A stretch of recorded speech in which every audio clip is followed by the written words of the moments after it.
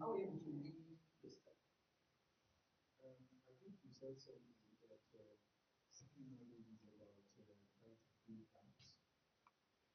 That those areas that you do not know so much about and you want to fill those gaps. At some point in time, I found gaps in the area of international certifications. And once I found the way to fill those gaps, I set a target for myself and I said I wasn't going back until these gaps are filled. And then the gaps are increasing. As I said, I was going to complete all of them in one fell swoop. So at some point in time when I had the SPHR after the PHR, I came to one and said, going for the PHR is I was going to have it immediately. Now what it meant for me was if I break that tempo, that momentum was going to slow. And of course we knew that it was affecting me very well in my project management program. I started the tempo and I slowed down. And it's taking time to get up. I said to myself, once I said that, everything was going to stand still. Not going to work. The family I called my wife and I said, keep the kids away. I was going to achieve this and this and that. She knew it. As when I said I was moving on somewhere to live, to study, and all of this, they were going to be studying. So once she bought into that, I knew I had support. And everything was now rested on me to deliver. So every exam was coming to me, like you said, like a threat. Not only for the fact that, or not only on the fact that I was going to lose my investment, even the money I was investing into, I was going to lose my time, I was going to lose my pride. I've always said that failure discourages a lot, but success encourages. So for me, that's my learning values. I've never failed in everything I've done. So, and why it has always happened that way is that I've always leveraged on my past experiences. And because when you respond to the other time, you can always do it even no matter how far. Yeah, because I was just asking, it's possible for you to get results and not giving up. I mean, you can be result oriented and not be a leader. Okay. So let me just Hold your topic. I'm going somewhere. I want us to blank everybody here. Assuming you are the only one on this surface that nobody else, just you alone. You are the 1 billion person living alone. I want to get it. How do you? I don't want us to talk thinking about career people that we're interfacing with because I see that most times when we define leadership, we define in the context of the things around us. But I'm saying I am isolated. I'm the only one.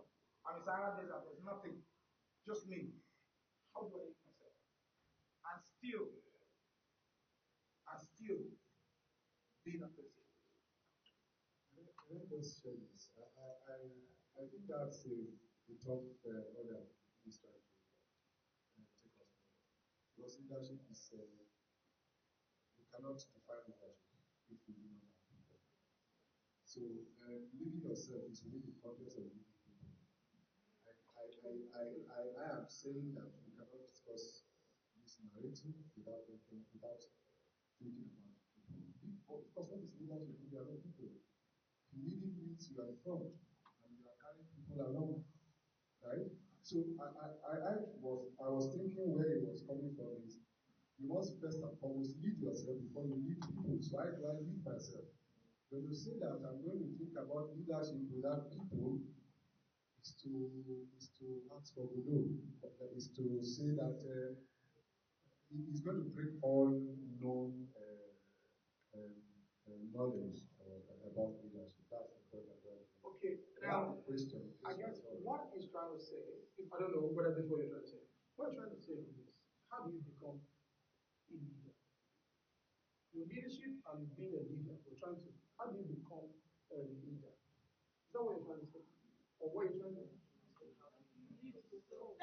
Okay, how do you lead yourself? That means seeing yourself as a team. Your eye, your hand, how do you take yourself and advance yourself. That's what you're trying to say. Is that what you're trying to say? He is probably looking at leadership, leading oneself in its own context is different from leading yourself in your context.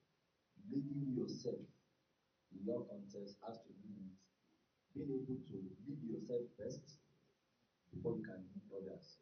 You have taken others out of his own definition of leading yourself. So maybe you have answer to his question. Okay, this is a very interesting topic. That's a tall order because the context of self-leadership, just like Ajibola said, is first you leading yourself. And for me, in leading yourself, it's a lot of things, okay?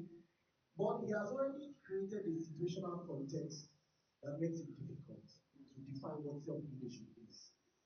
But for me, I like to use practical examples. And I tell people that the first art of self-leadership is discipline.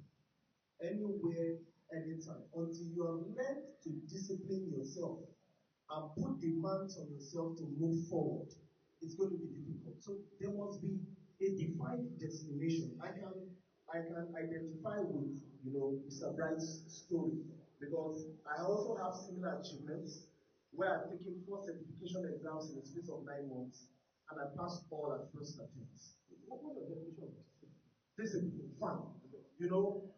When it's not convenient to do that thing, but you've placed a demand on yourself to do that thing, that's discipline.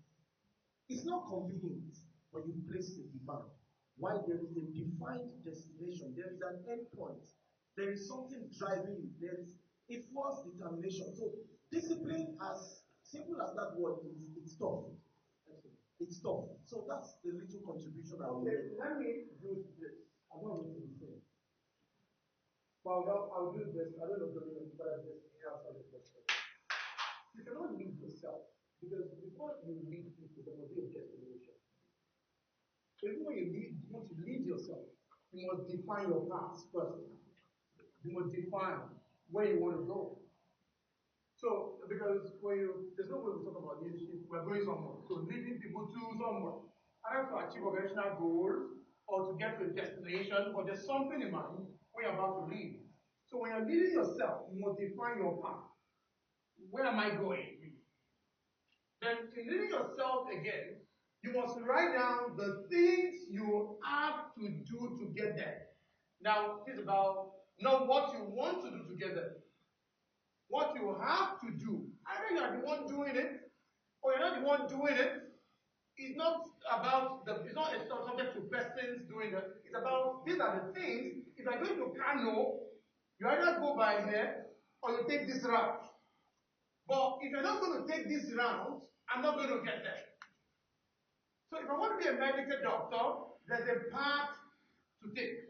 So when you now write down all those paths, not all the things you have to do you would like to do. And that's how people feel in life. Because in the middle of what they want to achieve, it's also the thing they don't like doing. But they have to do it. Let's take for example. So many people want to become entrepreneurs. So I ask somebody here, how many of us want to be entrepreneurs? Can I see your hands up? Entrepreneurs? Entrepreneurs? Nobody is doing, only few people entrepreneurs. But let me ask you a question. How many of us like selling? Sales department, not like going to sell, like going to sell. You see that the hand will drop. The hand will drop. Why? Because the app tools is different from the one tools. So when you look at it critically, discipline now is, my own definition, is doing what you have to do, even when it's not convenient. So it's no longer about what I would like, but if I would get to where I've defined leading myself here, I must not move until I've identified what I have to do. That's how I've been able to lead self to do something. So even when people around me, but people were not reading, I know this is the first. People don't like reading in Ibadan then. People don't like books. Bookshops don't sell. I remember when you write books in Ibadan then, they have to help you sell there the church. The pastor was announced that you've written books. Who will just buy a book from the store? You see all the bookshops in Nevada, they're not so big. Christ and we. You know, Christ and we is almost dead. So people live in Lagos. Nathaniel can only sell in Lagos very well. Because Lagos is filled with a lot of people, they know that they're able to lead themselves, they want to lead themselves. So that's why they are surviving. And if you look at the number of people that are even patronizing Latana, and look at the number of professionals we have in Lagos, it's still a little fraction that is making them survive. Because they're not really doing well based on the number we have in Lagos. They can even know that they know their customer when they come in. Ah, you're around, sir. Because they know that there are not many that keep coming back to get to read, want to read. So when you look at this very well, Dominion, I feel to lead self, I will define my path. I will write down what I have to do. Then I will now focus and say, I must do what I have to do. Discipline. Even when it's not convenient. Until I achieve or I get to the destination. You know, most times I talk to grandma. I don't know why grandma is in class. She has been to several trainings. She's a grandma. And most times you wonder why she's always in different class. There's no learning going on. You wonder, what's she looking for? And I've seen people that are very young that have learned everything they need to learn in the world. So really, I feel living as in what you are living yourself is about, and I can tell this is the gap that people really have. People have not defined what to do to get to where they want to go. So they don't even know whether they're doing the right thing or they're doing things right. So they're only doing 2 out of 10 they should be doing. So at that point, you've done so much, but you're not doing what you have to do. You're a singer. Maybe you have to do this, you have to go to where you can meet people, but you are not, you don't like socializing. Have you seen that before? But you like singing. But socializing, you like being here, but call you, I've seen people that say, call me here, I can sing. But you don't like going to places to network. Now the problem is this. It's not about what you like to do. Now, it's about what you have to do. If you want to be a great singer that everybody knows about you, then you must go out to meet people. So it's not about meeting people when you feel like meeting people. You have to go and meet people because you have to meet people.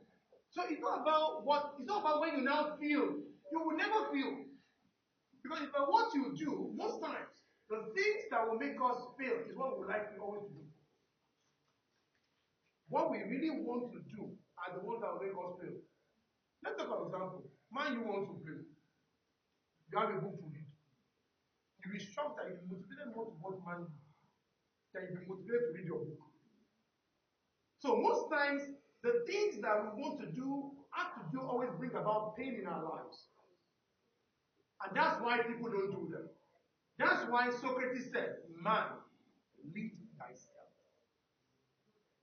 No, also know yourself and also lead yourself. Because if you don't lead yourself, you cannot lead others. No, that's where we started from. So leading self is the most complex thing. I said people don't like confronting it. It's easy to want to lead people. That's why I said in the beginning that we have leaders that have not gotten themselves to somewhere, but they want to stand up and say, I want to get to somewhere. They said, if I look at your clothes, if someone that will give us clothes, it's the one that is wearing that will first group before I start celebrating. So most times that will happen in Nigeria. Somebody come and say, I will make Nigeria great. And you look at his life. I'm telling you, the next election, Nigerians that are great will soon campaign for people that are not great. I'm telling you. It can take us there, but the question is that, what about this person's life that I want to duplicate? And whatever you cannot do for yourself, you can't do for others. So these are issues around the world. People in Nigeria believe that even when you can't do it for yourself, I can do it for my people. No, you can't do it for your people. You must first live for self before you can live for others. I don't know whether that maybe somebody else wants something to add. Okay, somebody wants to comment. Farm and all of that. Keto, fry pan. And you know have not changed. I don't know whether you've seen this before. So in other words, you see, I went a story and start looking at these 4 guys. Look at story. And look at what really made them go on to what you said. Is it what you said? Was there a foundation? A foundation that we're not part of. And that's why sometimes, sorry, my own question, if somebody's foundation is destroyed, now, because these are issues, if the role model the person has been seen from the beginning of his life is destroyed, because the person that made those guys become doctors, it's not the environment, it's inside, it's home, it's friends, how they grew up. So sometimes, you'll be shocked that the frame you pick now, you started a long time ago, when you were very young. You're thinking that you don't like practice. This started when you're 20, started when you're very young. So you now start looking at, you're really sure that we can come up now and really change people until they get to a point themselves and see that life is not working like a prodigal son and say, I will change. But if you look at it, we might be talking about leadership dynamism, so we don't like telling the people very hard. But there's some times that the son that will become a Samuel, it is from when he's so young that we have been Samuel. The child that will become great, it is all a lot of things. We have seen certain things from what was going on. So all those things that people are displaying now, it didn't start from the workplace. It started from where we cannot control. So most times, I'm going to give this, I'm asking a question, I'm giving up on you. And I'm just stirring them up to motivate them. Saying that the best way to influence them is teens. When they're young, I'm going back to schools, universities. I'm going back to 100 level. Because I realize that if that part is destroyed, because people that were good, people that were doing very well in school, university days, you will see people that display certain traits in school, university, 200 levels, what they are doing in school, shaking the school. Those guys get out of school and become great. You have seen the way they're behaving all along. And the question is, by the time they finish from that school, when you're coming to you, the only time they can change is when life is working for them. But because change is almost private victory. Before you can achieve public victory, it's private victory first. So if that person internally is not burning,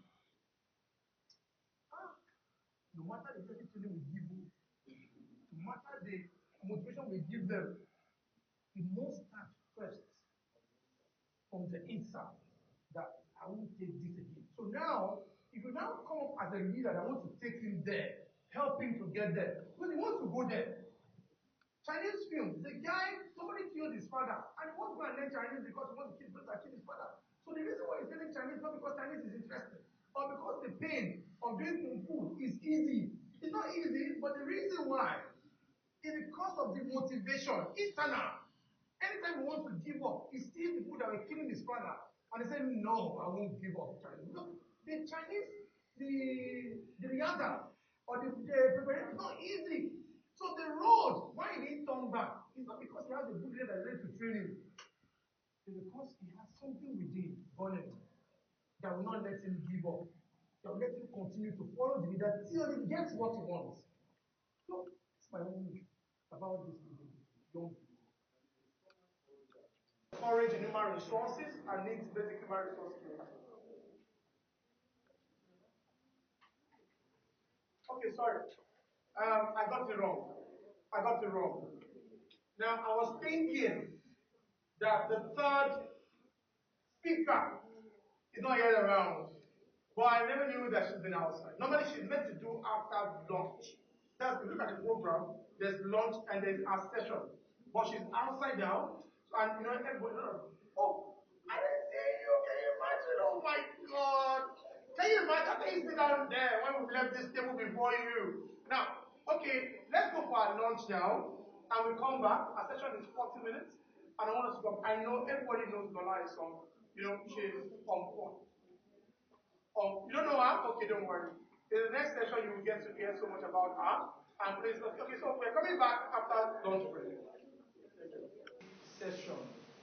That's why I'm trying to draw us back to the intent. The intent is not the case. The intent is when people come here, can you manage HR projects well? You want to deploy a performance management system, a project. How will you apply what we are learning to ensure you manage it well? So I wasn't coming from the perspective of the details. I was just more interested in the application of the things we've learned in making sure your project is successful. So bringing those things down, in the beginning I said, I find a lot of knowledge, and we just keep it somewhere, and that's all. We came for a training, we did a course on managing HR projects in a fast-paced world. Now you're back at work. You're meant to execute a performance management system. The smallest of it is the year party. That's the year party. Because most times, people manage end of the year parties a lot. There's almost a job. How will you go about it? You see, when we, under communication, stakeholders management, is when we start looking at the level of engagement of the team now. It's doing planning. When we know that they just got fired, we now start looking at they're not very engaged. Then when we are planning, we now talk about how do we win them over to be engaged? How do we make people? These are things under planning that we're going to be doing. So all those things will come into play. The reality will come into play during planning. And you know there's a way you can win people that are really disgruntled. And you can win them over during planning if you guys come together to see how to engage them. They will start getting motivated. Everything about life is planning and making sure you are considering that Congo. You are not staying in the hula that, okay, these guys would definitely just want to do a party. No, we know that they might not want to do a party. So we now look at it under stakeholders engagement and analysis. We start looking at, okay, these guys are disengaged. We put them at minus. The ones that really want the party, we put them at plus. The ones that are neutral, we put them at 0. Now, those ones, the strategy to bring people that are minus to 0 is different. 0 to plus is different. Minus to this. So we take it one by one to ensure that we now get everybody on board. So we won't use one size to try to engage everyone because everybody is not on the same page. Some even are skeptics. We look at how we take the skeptics and win them over. So we just isolate those teams, stakeholders one by one to bring them back on board.